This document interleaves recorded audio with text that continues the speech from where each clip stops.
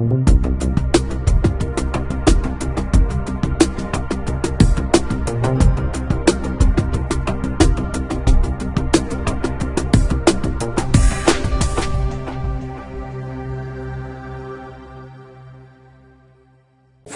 the standards have already been devised which enables multiple applications to reside on an NFC device, and a mechanism which is called PPIC has been developed to do this.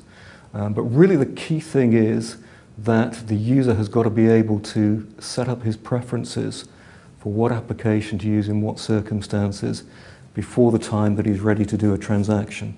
Because the whole advantage of NFC is it's tap and go, and you don't want people fiddling around with complicated user interfaces.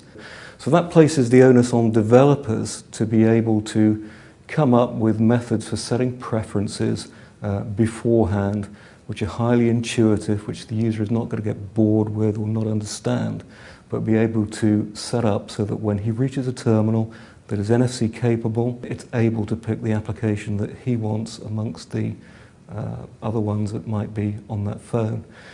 Now, this PPIC mechanism has actually been generalized by Global Platform. So Global Platform is in essence, the operating system of secure elements used by the vast majority, if not all, secure elements. Not just payment applications, but any other applications that you could imagine through NFC. I think it remains to be seen how imaginative people are to make that user experience well.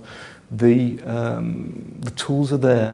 There's a lot of talk about different sets of applications on NFC-enabled devices, and the two applications that we hear most frequently are payments, because they were kind of there first, but also identity, which is eminently supportable by mobile phone technology in general. The interesting thing there is that I don't see identity and payments as actually being disparate. And the question, can identity and payments exist on the same device? To me, that's like saying, can wheels and trucks exist on the same highway? Because actually identity is crucial to payments pretty much any way you decide to do that, but identity can be used for so much more. And I think anybody that is able to launch a compelling and generally useful identity application, then one of the good use cases will be to do that to support novel payment methods via the mobile phone. One of the things that has been frustrating in terms of getting multiple applications to be used on a device is, I would say, the lack of general cooperation between not just one industry, but now many industries. So I think what's required to make these sort of services ubiquitous is for there to be a much more general cooperation to set standards which will then allow competing offers. But there might be one of these schemes that looks really good to me, and that's going to take a lot of cooperation between a lot of different bodies. And the key there is to produce standards that allow people to innovate, not standards that are going to lock things down, because that's anti-competitive and that will kill innovation.